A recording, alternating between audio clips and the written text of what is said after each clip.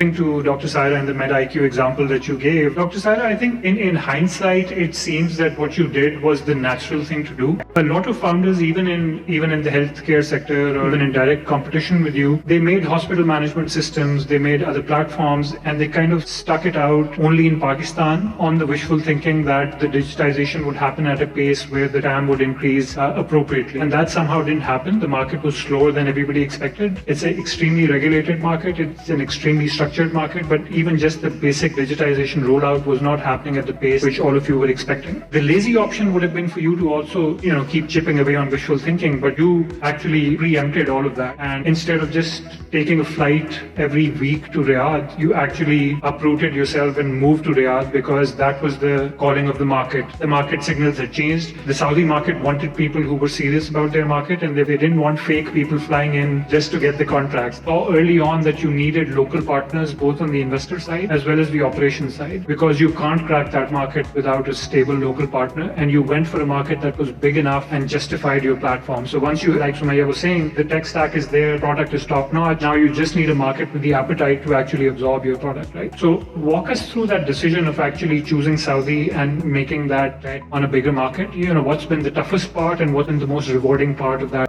I think when we conceived the idea of MedIQ as a technology platform for healthcare, it's at that time you decide which market do you want to target. Is it the local market or the international market? We always wanted to be a regional player because most of the startups don't think about the exit process as well. So the idea was that we develop a product which is built in Pakistan but made for the global audience, not only for GCC, but it's actually being used in the US as well. You make the product, make sure that the regulatory compliances are there, because they're just not a check mark. I think it's a culture as well. So that later on when we expand, it's easier for us to comply to that regulatory environment. So our aim right from the day one was to go not global, at least regional, and to exit regionally. We didn't actually follow the wave that, when the funding was down, we suddenly decided to go to Saudi. So it was a planned decision that when we become profitable in Pakistan, our product is validated, used by millions of customers, and based on the findings which we have, the data which we have, we improve the stack further, and then target a market which is